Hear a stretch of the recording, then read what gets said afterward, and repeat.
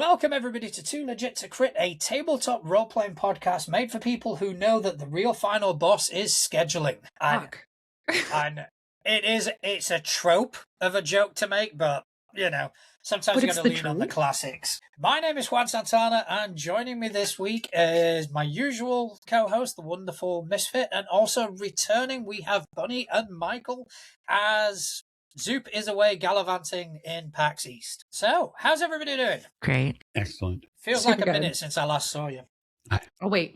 To quote Ruby Rod, it's super green. I have no idea what that touchstone is. I have no idea. You've never seen Fifth Element? Oh, so long ago, I can barely remember it. Well, I watched it, rewatched it very recently, so it is very fresh in my brain. I mean, even saying Ruby Rod just went right over my head until you said Fifth Element. But it's Ruby Rod. Arguably the most important character in the whole movie. So good. As I was rewatching Fifth Element, I was like, I need someone in Starfinder to play an envoy that is fucking Ruby Rod, because he would be the perfect envoy type character. I created a Fabula Ultima character that was partly based on Ruby Rod. Fabula Ultima is still a game that I have yet to play, and I'm very upset about it. It's fun. It does what it sets out to do. It doesn't pretend to be anything else. It is designed to emulate the JRPG genre, and it does it really well. So yeah, I'm a big fan of Fabula Ultima. So how's everyone doing? Anyone got anything fun coming up? Yeah, in a couple of weeks I'll be at Chaosium Con in Michigan. Ooh. So myself and some of the Old Ways cast are going to be over there. We're playing a wide range and assortment of games, mostly, of course, under the housing of Chaosium games. But what I like to do at every convention I go to is play something that isn't offered. So I have a friend who is going to be running Pirate Borg for me there, and so we'll get a chance to play some Pirate Borg and be ridiculous. And it's awesome. Probably bring my eye patch, because of course I have an eye patch. I love all of the Borg series. God, they're so fun. They're definitely on my to-do list. I got to play Cyborg with Ren 2 years ago in a one shot, or last year, somewhere in there. I don't know. And I had an absolute blast. It's like Cyberpunk light, and it's great. Yeah, I think Cyberpunk touchstones for me are probably more Shadowrun than anything. Mm-hmm. That's where they come from, but and that's really just what's wild is that is a sort of butterfly effect situation where the guy who bought the book in middle school when we first started playing Shadowrun was at the counter at our friendly local game store and was going between Cyberpunk and Shadowrun and didn't know which one to buy. And so he bought Shadowrun instead because, quote, the cover looked cooler.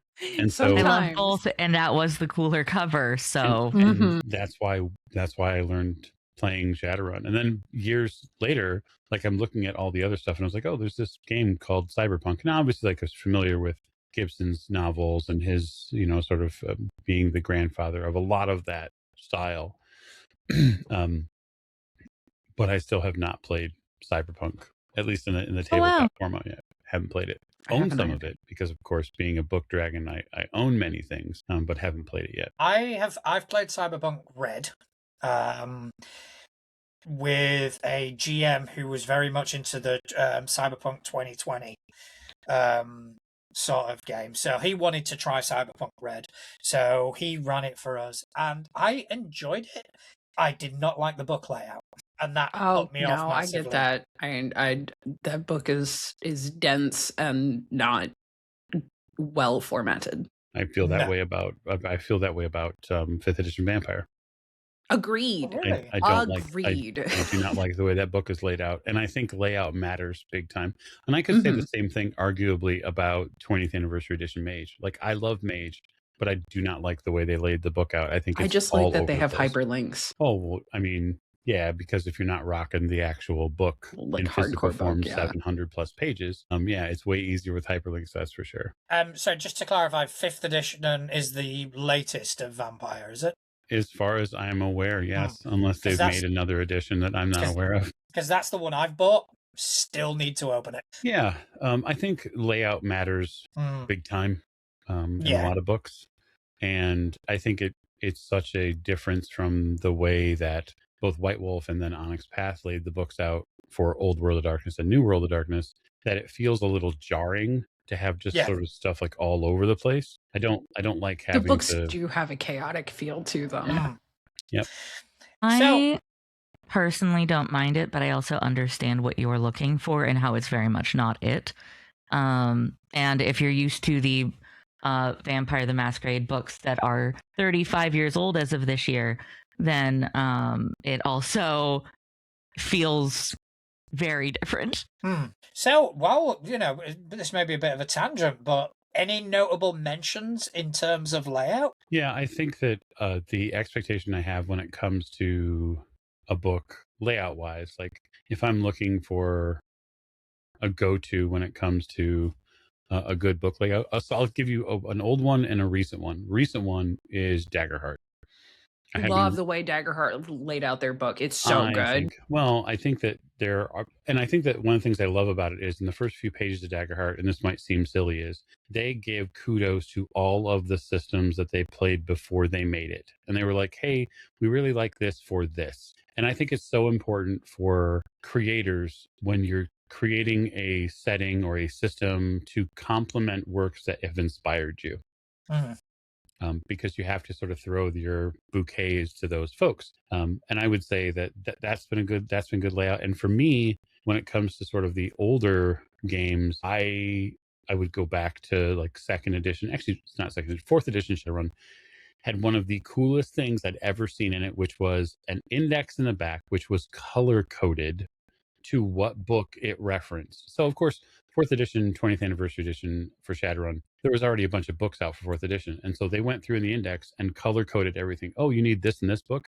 It's on this page. And by color code, you know which book it's in. And that's really cool. It was really cool. But those are my honorable mentions for sure. I really enjoy the way the Mythcraft book is laid out. It's really easy to follow. And like, as a person who is dyslexic, so like reading a lot of just hard text can sometimes be overwhelming to the brain. Mythcraft lays everything out so where like when you're on your step by step for character creation, like all of the information is kind of just like right there. You don't have to do a lot of back and forth flipping to get to what is important and what isn't important and whatnot. It's kind of, it flows really nicely. I think as far as traditional role-playing game books go, we are all mad here at the Monty Cook like Cypher System game. I really like its layout a lot. I also really like Exalted 3rd edition. I think that they really stepped up their game. But I think if I'm going to go into like the very specific honorable mention, it's actually Fiasco. Fiasco is not what a lot of people consider when they think of like traditional role-playing games. It's fairly rule light, and you're basically making a Coen Brothers movie together. You sit down in a circle, or you number the people so you can keep track of who's where if you're playing digitally, and you make character sheets on note cards, and all you need is a giant pile of 2 different colors of D6s, and you play it in acts, and it is a storytellerless game. Everybody's equally a player and the storyteller, and it's great. But there's a bunch of different scenarios that you can play from, and all of them have like recommended media to get into the mood of that scenario, and it's all laid out really well and in the exact order you need the information, and everything makes enough sense. And if you really want some super intense rulesy errata, then that's kind of like tucked in the back for the people who really need it. But everything just kind of is very intuitive and laid out really cleanly, and you just have a bunch of, I'm going to say it, there's a bunch of tables in a row that are pretty much everything you need. But with the way that game works, all you need are those tables. Yeah. And if you know how the game works really well and you have a theme in mind, you could just remake all those tables to be your own theme, your own version. And there's a whole online database where people have made their own and they all sort of follow that tried and true. Here's the recommended playlist for it, or movie to watch beforehand to get into the right mindset, or whatever the thing is. But they set up that example of, kind of like Michael was saying, of the things that inspired it. These books, this movie, these playlists, all of these things get you to where we're trying to go. I adore that, because sometimes, like, I know specifically with sci-fi, sci-fi is such a big genre, like, and everyone comes to the table with their own specific interpretation of sci-fi. So, like, having touchstones for where a story is trying to get you to, and like give you those things that help you ground yourself in what they're seeing, is super helpful from like a player's perspective, very personally. I'm sure it's also very helpful for people who run the systems. I don't really know. I don't know about that one, but yeah, I think unless it's a sci-fi game that sort of does what it says on the tin, like if I'm playing Alien, I know what I'm playing, I know what my touchstones are. But if you're talking about a broader sci-fi tale, whether it be like Starfinder or whether it be something I mean, technically the Fabula Ultima with the technology thread would govern that too. You don't really know. And so you have to have some sort of guidance, I think, when it comes to that, because storytellers need it, because we have to feed our players. Like, I, at the table, love to give my players a Venn diagram. Like, if this was our tale, this is about the touchstones I'm going after, whether it be movies or whether it be television, or maybe literary touchstones, so they have those things to grasp on. Because I think it helps conceptualize the world, so that way they can iterate off of it and say, okay, in that world, this is how I see this character. Yeah, because I mean, even if you're playing more of a generic system, you are creating a world, so you are creating an atmosphere, and having touchstones, even if it is from a personal point of view, as a GM, you need to kind of convey that, because if not, the players may come in with other expectations. Yeah, for sure. And I've experienced this, because like I am trying to help a friend pull a Starfinder game together. And when I approach people about it, I've gotten very similar responses of, well, sci-fi is not my jam. And then when I start talking about the brand of sci-fi that I know we're bringing to the table, they're like, oh, well, I could have dug that, or I could have gotten into that. And I'm like, it helped me realize that, like, having those touchstones are super important, so people can really see where you're coming from and see the vision. And it is. Sorry, please. No, please. One, I can do this all day. Please go. No, I was just saying, I find it interesting that like Misfits said, that sci-fi has such a broad definition in comparison to fantasy. Because you think fantasy, everybody's touchstone, or 99 times out of 100, the touchstone is going to be Tolkien. Yeah, I go to like Tolkien. I go to some weird places too. Like, I always wonder, is it urban fantasy? Is it high fantasy? Like, what kind of fantasy are we talking about? Is it low fantasy? Yeah. That's a good point. Yeah, Tolkien is very low fantasy. Yeah. So I always kind of have follow-up questions when it's fantasy too, just like I have follow-up questions when it's sci-fi, because I've experienced so many things that are broad categories of fantasy that I'm like, well, are we talking like urban fantasy? Are we talking, very Dresden Files, Wizards in Chicago kind of vibes? Or are we talking like everybody's elves and dragons and there's magic everywhere? Or is it going to be... Yeah, I should have specified more like medieval fantasy. Yeah. Where you've got your D&Ds. So are we doing high fantasy or low fantasy in a medieval setting? Or are we doing dark fantasy? Because like there's that too. But they all kind of still fall within the same sort of bracket. Whereas if you go to sci-fi, you can start. Are you talking about like aliens, or are you talking about like Star Trek? Well, Star Trek, or I think there is a wider sort of net. Well, yeah, are you talking about Frankenstein, which is sci-fi? Or are you talking about Shadowrun, which is kind of both? Both. Fabula Ultima is kind of both as well. It kind of, it is a science fantasy. I guess my point there isn't to say that you weren't specific enough by saying fantasy, but just that much like sci-fi, maybe certain things come to mind, but that's just a small wedge of a wide spectrum. And the more you experience of either side of it, the more you go, but wait, which kind of subgenre are we aiming for? Are we aiming for that like low fantasy, high fantasy, dark fantasy, etc.? Or when it comes to sci-fi, are we aiming for like more of that like hopeful sort of utopian?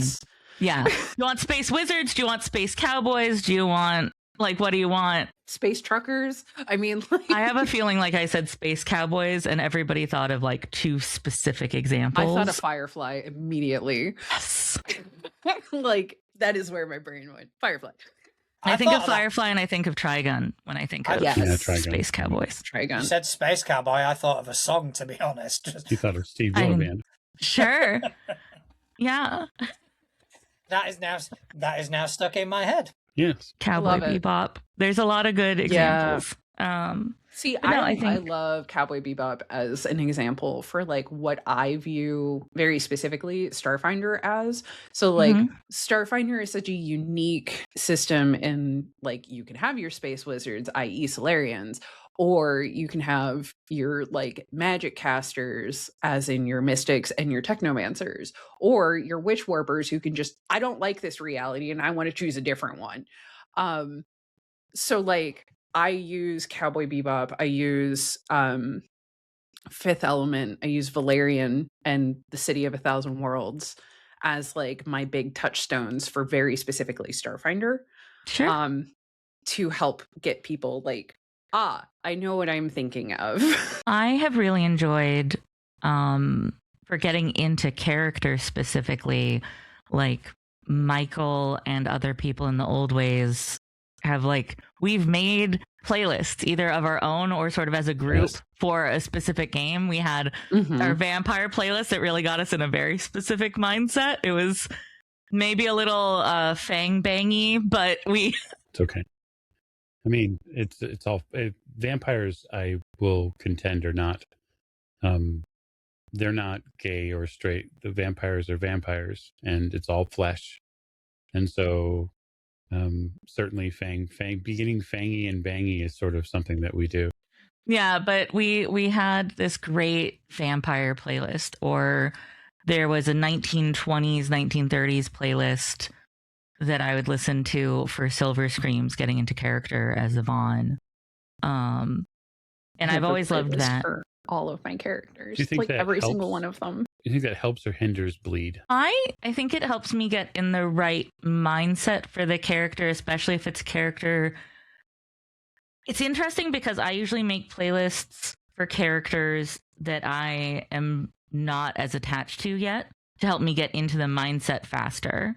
Interesting. I'm the opposite. Like I had to learn to protect myself because I will do that for every character, like playlist, pinboard, the whole nine. And I was like, I can't do this for every character because that's going to crush me. I mean, I will eventually for pretty much all characters that I play more than like a couple times, but sometimes I will make a character because I know that I need to like jumpstart being connected to that character. So it's usually because I'm not feeling that bleed yet. There's not that connection to them inherently yet. I will listen to a playlist that will get me into the mindset, or consume some kind of media that I feel will help me like get into the brain of that character. I did that a lot in our Arkham game when we first started also. Like the first couple episodes, I was like, I need to really lock in as Beatrice. I've got to figure out a way to like snap myself into the 1920s right now. And so I listened to a lot of like music that was coming out when my grandparents who raised me were children and just sort of locked in. But I also, it's not always that, but it helps. Sometimes I'll wear specific items. Like this vest is the vest that I wore every time we were recording Wraith. And I was Jackie Sharp, who I love. I'm so excited the world gets to experience her now. But this was Jackie's vest. I mean, it's not the only context I own this vest in, but so it was like, okay, we're gonna we're going to get dressed as Jackie and we're going to listen to like some of my most aggressive punk playlists and we're going to do this thing. But yeah, sometimes I need those touchstones to connect. I've also done old MySpace personality quizzes to figure out what a character is like.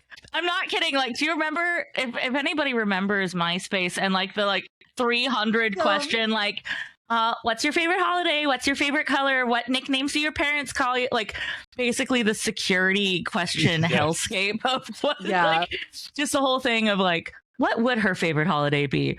What did her parents call her that nobody else called her? What is her favorite color? Is she more of a spring or a winter?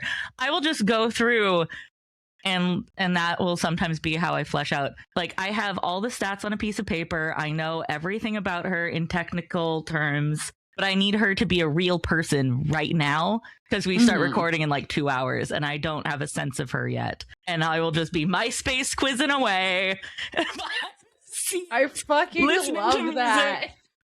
And I think that's on the ST side especially, that is one of my largest concerns when you're doing something performative. If it's just playing a home game or playing a game in a com, it's never going to be recorded, no one's going to hear it. I don't worry as much about players being locked in or worried about their bleed. But like for the ST side, I'm left to wonder sometimes whether or not players are actually prepared to play.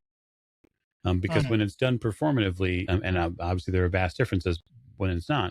When it's done performatively, if you aren't locked in, the audience can tell. Well, for sure. 100%. They will know. And we get feedback like that directly. Like, that is something like, oh, were they okay? Is the player okay? Because they didn't sound like themselves. And I think the one thing audience members have to understand too is that players have a full range of emotions they go through during the day.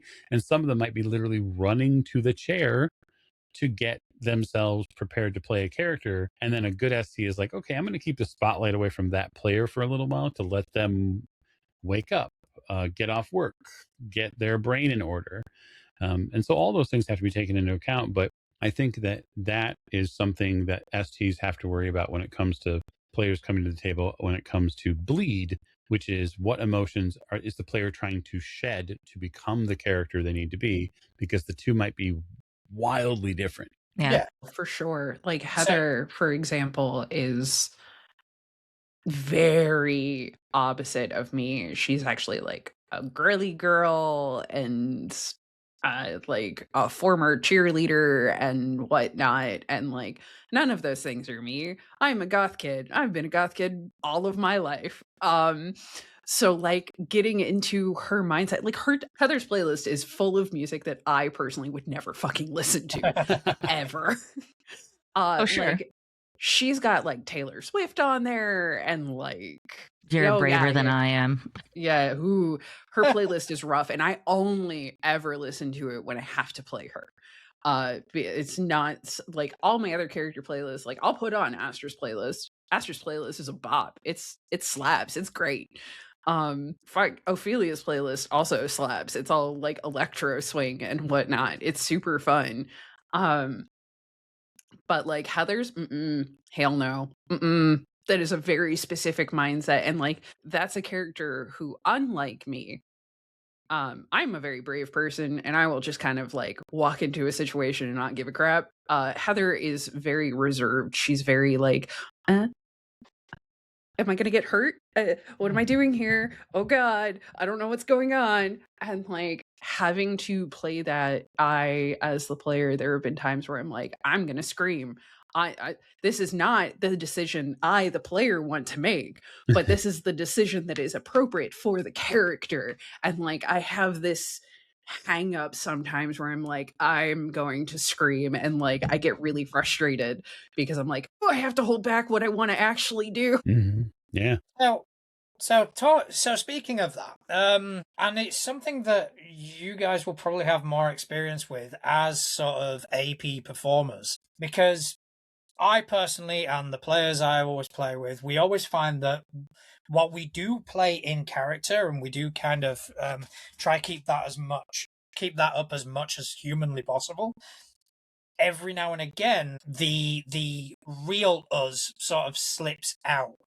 and we do kind of insert a lot of our own personalities into the character, and not necessarily as the character themselves, but it's more of a sporadic thing that happens that will make a decision as a player as opposed to as a character, or we will say something as a player as opposed to as a character. Because understandably, if you're part of a production, that's something that you've really got to kind of keep a lid on somehow. So how do you manage that? I'm so excited to hear Michael specifically answer this, because he has basically been every type of character under the sun. Yeah, thank you. I appreciate that.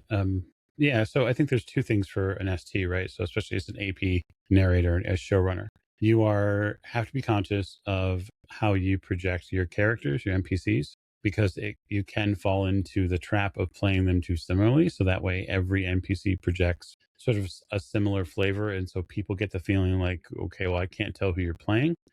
So that's important. You also have to safeguard the cast from doing that to your show. And so I have had to have a couple of conversations with players and say, okay, we're going to be in this new space, and they will submit an idea for their character. And I will say, no, you can't play that character because you are already playing the bookworm who doesn't like anybody, who hides in the corner and gathers information. You've already played that character. You can't play the fiery, I shoot everything, gunslinging woman, because you played that character already. And what I'm trying to get them to do is grow and experience different things.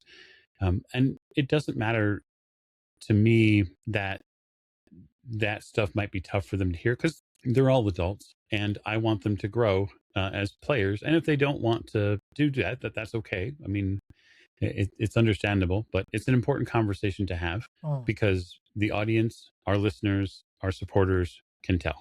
They can tell. And what I don't want is the feedback that says, oh, this player is going to be in this game. I know what kind of character they're going to play. That's bad news.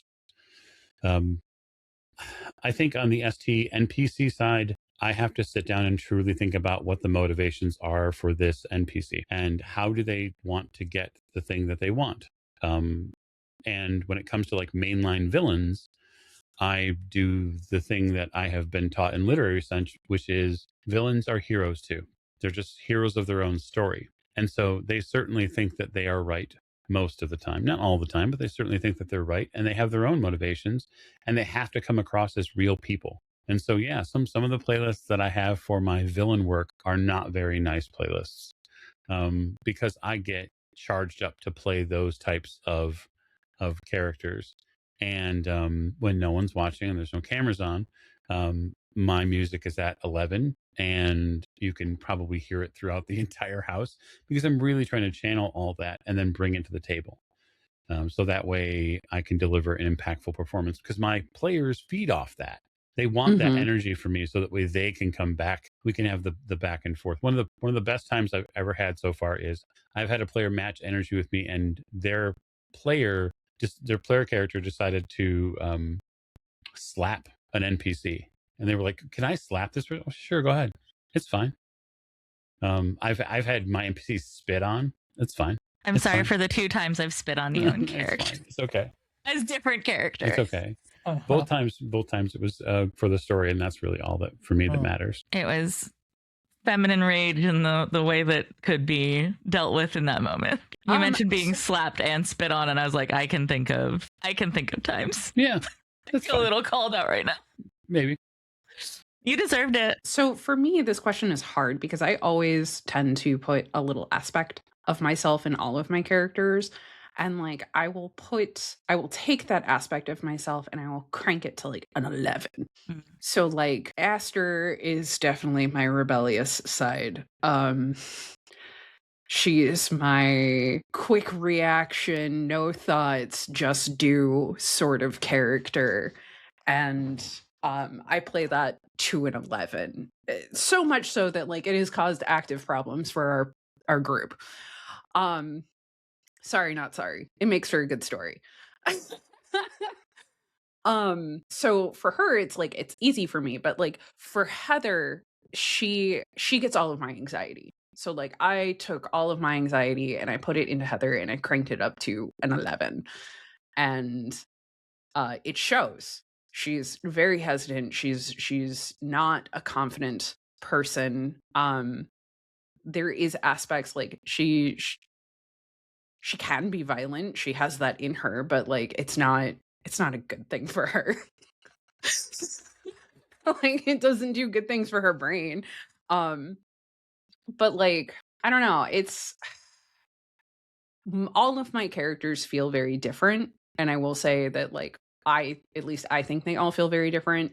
But I don't know. That one's hard for me because of the way I approach character building, because of the way I approach like these sort of things, especially characters that I get in depth with. Now, if it's a character that I'm playing a one shot with, I play them. I take what Juicy said to heart, and you play them loose and fast.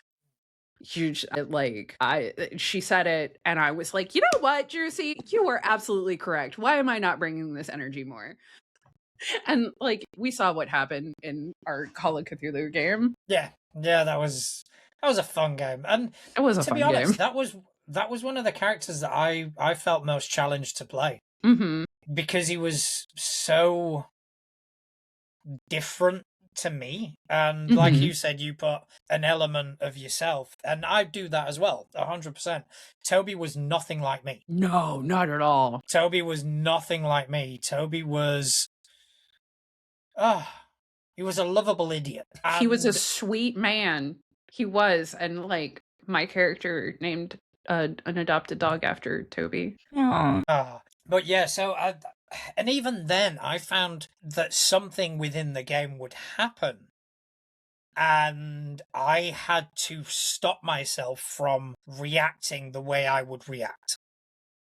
Or saying the sort of thing that I would say. I had to kind of stop myself because obviously it was a performance, and I found it a struggle, but I won't say struggle, I'll say challenge. Because I think that has a lot more positive connotations, and I loved playing Toby because of that challenge. And I've always found that it's something that I tend to forget when I'm playing a character, and after the session I'll go, shit. I let that slip in, and I shouldn't have done that. I should have stayed in character. So I was just wondering if that's something or methods that AP performers have of kind of avoiding that from happening.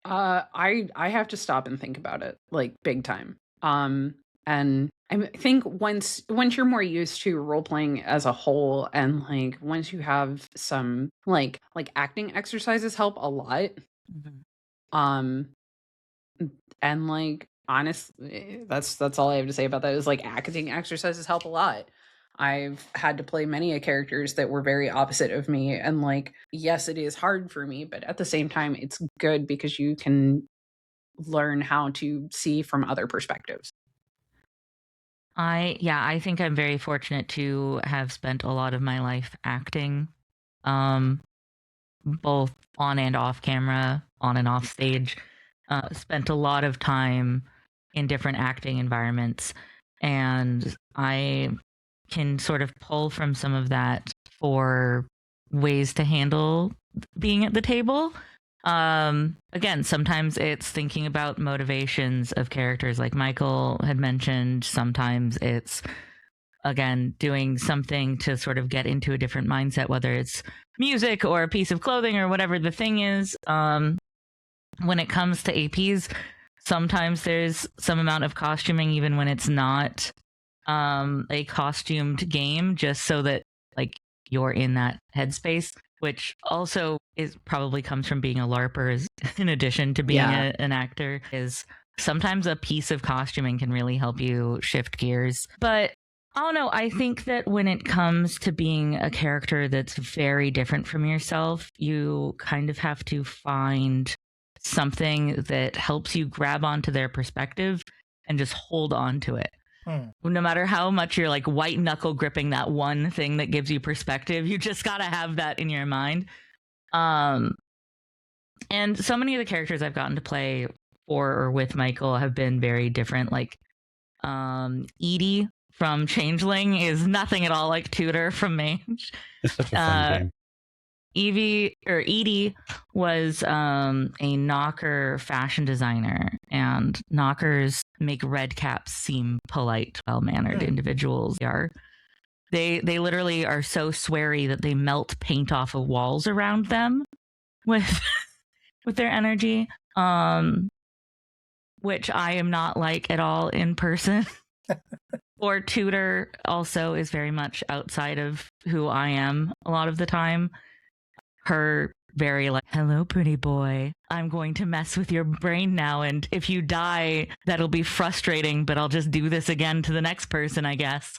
Is very interesting, but I get to tap into different perspectives. And I think that that's also a fun challenge, as you were saying. Sometimes the challenge is finding that perspective and grabbing it and then riding that mechanical bull through the whole session of just trying not to fall off of that perspective.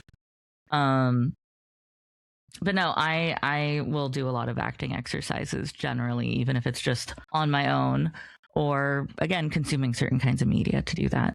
Because I mean, I've had one character where I based her off an old version of me, a version of me that no longer exists. That's interesting. And it's rough. It's do you find it healing when you do that? Yeah, for sure. But it's definitely not a method that I would recommend for like the faint of heart. Because you're going to confront a lot of things about yourself that you were like, fuck, I was a monster of a person. Like, ugh. And you kind of have to live through that again. But it is also cathartic because you can look back at it and be like, I'm not like that at all anymore. Like, holy shit, I have changed so much. Yeah, it can be like that. And then depending upon the game and depending on how you're playing, it could go way south. Way south. That's why I'm like, be careful. Yeah, and I think that's things from the SC perspective. One of the other things I look out for is players who I know very well putting too much of themselves into a character and then having to give them notes like, hey, I just want to like talk to you about how you're playing this character. I see a lot of you in this character, and I don't know that matches up with what I know about the character. This is again really simple and sort of like easy to see especially in World of Darkness that has nature and demeanor as part of the character makeup. Like if somebody's playing a demeanor that I know that they don't have or that they are personally, it's a big flag for me. It's not a red flag per se. It's just a, hey, note to player, too much of yourself is bleeding through into this character. I usually see that with people who are highly intelligent and they struggle with playing characters who are not as intelligent. And they'll sort of do their go-to things where, oh yeah, well, my character's going to do X and Y. I'm going to make this leap of logic. And I have to say to them, are you smart enough to do that? Well, that happened to me yesterday. There was a moment where the player, was like, this doesn't seem right. Like, hold on, this is really fucking sketchy. But I also had to look at my character sheet and look at that one dot in intelligence and be like, my character would not think of that at all. Yeah, it's honest role playing, playing and keeping yourself from bleeding too much through to the character. We see it a lot I saw it way more before in I'll just say D&D circles, crunchy game circles, where you have a lot of maybe more aggressive personalities come out because you're hitting things and getting XP for them. Yeah, it does. Those games do bring out a more competitive side of the hobby. I've also found that in those games, and it might also be because so many people use those games as sort of their gateway to RPs because they don't know what else exists. I have found that over my years, especially running public tables, most people who are newer will make whatever their idealized version of their self is, that they've min-maxed as much as possible. And you can tell a lot about a person and who they wish they were and what they wish they could do by some of the first characters they make, especially in like D&D. They wish they were stronger, they wish they were taller, or they wish they were more charismatic, or whatever the thing is. But I'm like, oh, hey Bobby, this is Bobby with the serial numbers filed off. Hello, Bobbindell, welcome to the table. And it's just like and that's fine, and that also helps people explore a part of their self, I think, as long as they understand that that's what they're doing. But a lot of people do it without realizing, no, this is not me. This is a totally different person who just has like my hair color and eye color and general physique and mannerisms and talks exactly like me. And but they wear a hat. That's a whole other thing, is like designing your character. Like that can also change how a character is. So like, again, I've got characters that are small, like tiny, like 90 pounds and like 4 something. Sure. And then I have characters that are definitely more like my physical body now, where they're more voluptuous and they're more full figured and whatnot. And that also changes how you approach your play, or it should anyway. I mean, going back to Bonnie's point of people's first characters, I think it says a lot about me that my first character was an absolute bastard. Yeah, maybe a little bit, but you seem lovely. Wish fulfillment. The wish that you could just say or do whatever you feel like without having to be concerned about other people. Yeah, absolutely. I've seen that a lot over the years. And maybe as somebody who's had to run public tables for many years, for many different kinds of people and walks of life, and have also been burdened with having done that after taking a bunch of psychology classes, I have sort of seen the gambit. And yeah, there's definitely wish fulfillment in like somebody who is very nice playing a character who is not so nice and can just say and do all the things that they wish they could do in certain scenarios, but are too polite to do generally. Just like maybe somebody who's kind of a bastard, maybe playing somebody a little more not charitable so and charismatic and having to struggle their way through how to role play that. And it's like, oh, your version of wish fulfillment is like wishing you knew how to talk to people better and like be friendlier in more kinds of scenarios. And I think that you learn more about yourself if you understand that that's what you're doing. But a lot of people just sort of do that and then learn, oh shit, I made myself like a year in, and that's very funny. There are times where I've gone, oh, I thought I avoided this pitfall, but I accidentally just made me in cursive. Oh, God. And you have to just learn from it. I will say that first character, a lot of the self sort of projection and the wish fulfillment, that was a conscious decision. Good. I created the character and, I started out as a bard because why the fuck not? But a lot of it was, I'm going to play him and he's just going to be such a dick to people. I've made those characters before. Thoroughly enjoyed it. My first character in a role-playing game ever was in base World of Darkness. I wasn't anything supernatural. I was just a human at the whims of the world, who maybe was exposed to a little too much. And yeah, no, I think I totally made just a version of me that was a little bit more confident and a little bit more willing to poke at things than I was at the time, because she was an investigator on a series of cases, and she was just like a little bit more bold. At the time, my personality was really more set to a whisper volume, and so I think that she was just me cranked to 11. And I think I needed that at the time. So I'm not saying anything about that being a bad move. I just think that maybe you should make those decisions consciously, or be willing to hear when the feedback is, so this is you. This is just you in armor and maybe with more abs, and that's cool, but maybe we work on these things together because you're not playing these things on your sheet. You're just you in armor. But no, I think there's a fun exercise either way, right? It's a fun exercise when you're playing that wish fulfillment version of yourself and how to still do those things that are outside of your capacities that you've put on this sheet, for better or worse. Or when you play the exact opposite of you and you have to find a way to step outside of yourself somehow, genuinely, and try to have different perspective on everything rather than just a few keynotes. Yeah, and a big part of that is being like open to hearing that feedback being like, hey, this is a little close to home. You cool with that? You good with this? I remember when Toby, specifically, when we were playing the Call of Cthulhu game and your character was giving him shit. Okay, to be fair, my character gave everybody shit. Yeah. She was an asshole. He was on the receiving end of your shit. And, She I'm there going, oh, if this were me.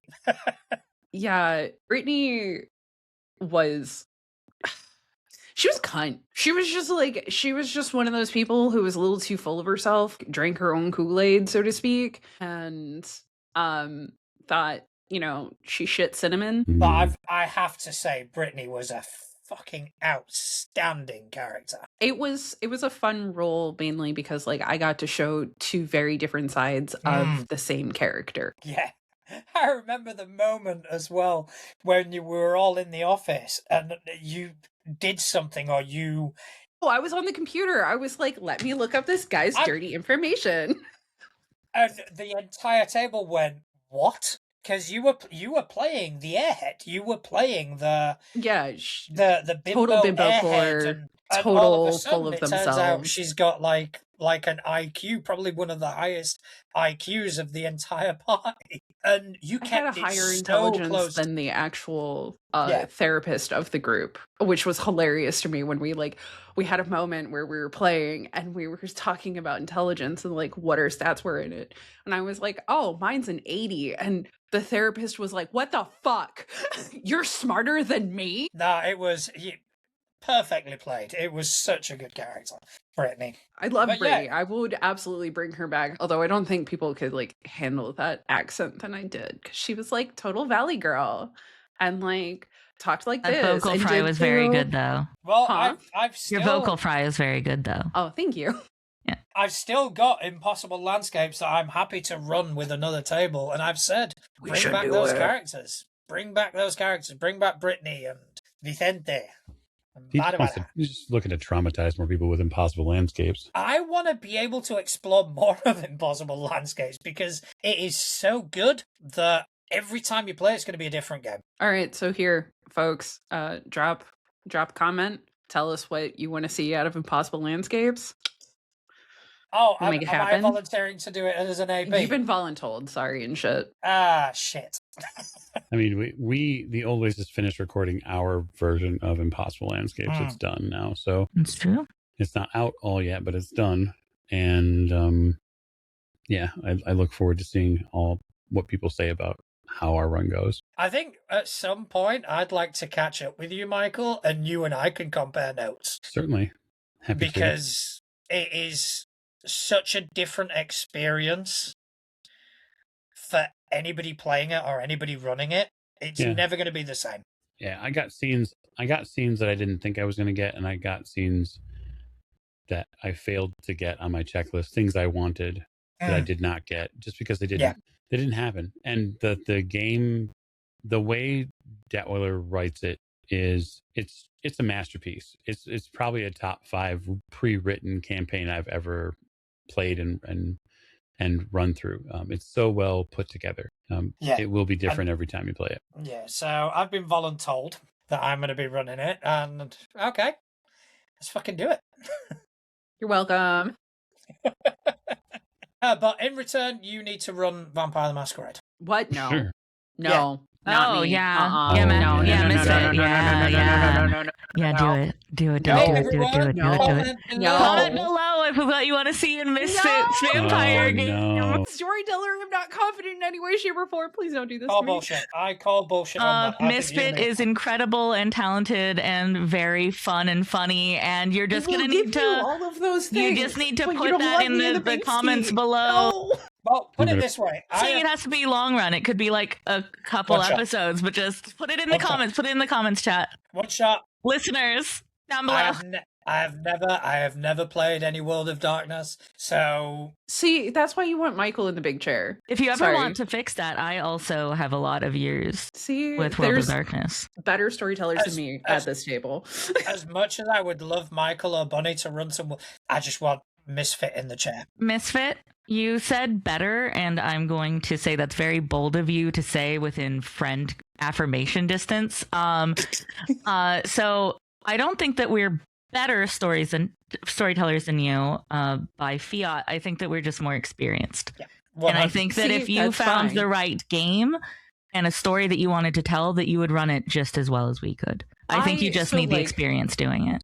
I used to run a Monster of the Week game, and I ran it in the setting of Gravity Falls because I fucking adore that show. That's an Oregonian I approve. I live so not good. far from there. That is what Oregon is like, by the way. For anybody curious, that is what Oregon is like. It's fine. I love it. No marmies, the whole works. Yeah. I ran for a good long while, and like everyone told me that I did an excellent job, but I don't know. When tables fall apart for non-specific reasons that no one tells you, it kind of rocks your confidence, especially when you're like, that's the first time you've ever ran anything. So 100%. Like I have been terrified to get into the seat again. It's not that I'm not going to, it's just nothing heals a wound like the World of Darkness. No. Well, for me, Misfit, I actually almost quit this hobby from either side at one point. That is how shook I was by an experience. Somebody who I'd been gaming with for 10 or 11 years at this point, told me that I play role-playing games wrong and that I ruin any table that I was a part of and that I sucked the fun out of it. And now, mind you, I don't think that this person fully meant everything they were saying, but in this moment, they really let me have it. And it was like yelling all these things were like very deeply just like hitting every single button, right? Of like, am I adding to this story? Am I taking away from it? And it was very much like you're taking away from it and you're not fun to game with. And I was like, I had to leave that session. I was mid-session. And it was my last session in that game. I was about to go on a hiatus anyway for like a few months and then come back later. And I was just like, maybe I just quit forever. Oh, God. And yeah, I had to leave early that night. I mean, and it became this whole thing. And I really was like, maybe I just don't do TTRPGs anymore. Maybe I don't run them. Maybe I don't write them. Maybe I'm just out of that world. And then I'm so grateful that Lecco, who is fabulous, and for anybody who listens to Mage is Dante, who I get to be the avatar of. Lecco was like, hey, I think you're great and interesting, and I want to hear how you would interact with the story I'm writing. Can you play in a game that is not going to be published into the world, but just help me playtest something? And that's how I met Michael, and that changed my world, and that's how I met several other people who I absolutely adore. And I was so terrified to even open my mouth the first couple sessions of that game because I was like, I'm just going to ruin this whole game. I remember that. I'm going to ruin the whole thing. And I was just like so terrified. And I was supposed to play like confident leader lady. And I was terrified to open my mouth. And now I get to torture Lecco in character all the time. And I have new confidence again. But that sometimes things just sort of rock your opinion on your abilities to do something. And I'm so glad I got back on that horse as a player because I was so scared too for a long time. And I really hope that you find a table that will welcome you as the head of that table and hype you up because I think that you are too creative to not tell stories. I will. This year very specifically, I have it all printed out. I'm ready, and I'm gonna really sit down and like work on it. Is I want to run a game of Troika. I adore Troika as a system. It's super fun. It's so nonsensical. It is just straight injection of imagination, and I think it is something that I could do like serious justice with. And I've already told myself that like I'm gonna run it off camera first. Like I don't want to try to like run it for a stream or anything like I'd throw up. I'm one of those people that gets so nervous, like I'll actually throw up. I don't want to do that on camera or like before. No thanks. No. But like I am going to run it for a group of friends, and I'm hoping that that will help me sort of like build up that confidence again. But like Troika is such a fun game that I will recommend it to anybody. And it's like super, super easy. It's a 3D6 system. And it's basically you take Hitchhiker's Guide to the Galaxy and you slap it with Terry Pratchett's Discworld and you have Troika. Sold. It's so fun. If you The need first a player, time I ever played it, I played the background of Angry Child or Vengeful Child, I think it is. And it's just a child whose home was destroyed by monsters, and I had a lot of fun with it. Everything was a monster, and she had a big old broadsword that she could barely swing around. It was great. She was like 8.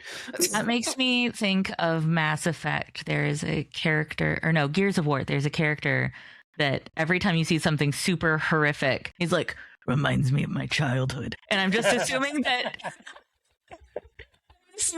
that character basically was your character when they were a child. That's really. There was funny. Do you need therapy on the ship later? Yeah, there was like a pillar outside the building that we were going into that was just a gargoyle-y type pillar, and she attacked it. She was like, "That's a monster, and I'm going to attack it." well, I think on that note, I think it is about time to bring this to a close. It's been a fantastic conversation. I want to thank you guys for joining us. Also want to send a big thank you out to Dungeon Maestro for the use of our theme tune, all that jazz. Go and check out their stuff over on YouTube. It is absolutely fantastic. And I'm now going to turn it over to you guys. By all means, plug and tell people where they can find you. You should totally go, Bunny. Okay, fine. I'm Bunny. I'm Fiery Ashes on Twitch and YouTube, and I get to be a cast member in The Old Ways, which is absolutely lovely. I've been a part of so many of their stories, some of which are soon to be told, and some of which are just coming out. But I'm online 4 to 6 streams a week as Fiery Ashes on Twitch, and I guess I can drop maybe an exclusive, which is I have not 1, not 2, but 4 TTRPG scenarios that I'm looking to publish within the next 12 months. And I've never done that before. And so I'm very really excited. Exciting. Nice. Congratulations. That's incredibly exciting. Looking forward to them. Thank you. Yes, and if you stop by Fiery Ashes Twitch, you can join us for Yakuza Fridays, which are 100% fun. Yeah, hi, I'm Mike. We do love our Yakuza. Yes, absolutely. I'm the head of the Old Ways, Chief Catalyst, Troublemaker in Charge, and we do actual plays. We essentially play just about everything except D&D. So come join us for a narrative-forward story where someone is sure to get traumatized, and it's all for fun. May I add one other thing that I just realized I should be plugging? Yes, do it. Please. I am a moderator for the Lupus Foundation of America for their Discord and one of their biggest charity events of the year. It takes place all May long because May is Lupus Awareness Month, but the first weekend of May is the kickoff event for what we call Game On to End Lupus. It's like over 130 streamers that all band together to raise money and raise awareness and do all sorts of cool things, game shows and talk shows and tournaments. And it's such a lovely, silly, weird time. But if you look up Game On to End Lupus on the Lupus Foundation's website, there's links to everything you could want to know. If you make content, if you make art, if you just want to donate or learn more about what lupus is, because it's more than just a meme from the show House, please check it out. We started it in 2020, and last year, our Game On to End Lupus 2025, we hit $1 million raised. Amazing. And we'd love you to be a part of it or know about it. So that's my other thing is it's Game On to End Lupus season, and I'm so excited for it. It's absolutely amazing. Thank you. Misfit. Oh, fuck me. God damn it. There we go. Thrasher Shark. Hi, I am Misfit Playland, Misfit_Playland, literally everywhere on all of the social medias. And if you don't follow me on the social medias, go ahead and follow all the different productions that I am on. I am on Dubious Creatures. I play Esther, the total disaster. I play several characters for the Old Ways, some things that are still coming out, some things that are about to be coming out. I play a couple other characters for a couple other things, but more importantly, we're getting up to award show season, which so stay tuned for the Crit Awards social medias because we are doing things a little differently this year, and I'm very excited. And we got a lot of big announcements coming up, so get ready for that. Fantastic. Yeah, nice. If you like what we do and you want to see more, by all means, subscribe to our YouTube channel, follow us on any podcast app that you prefer. Also, if you download the episode, if you give us any sort of rating, give us some feedback and things that you like, things that you don't like. All these things are going to help us kind of grow and reach a wider audience. So I want to thank everyone who's joined me this evening. It's been absolutely wonderful getting to know you guys and hanging out. And most importantly of all, I want to thank everyone who's taken time out of their busy day listening to us talk about tabletop role-playing games. Thank you very much and good night.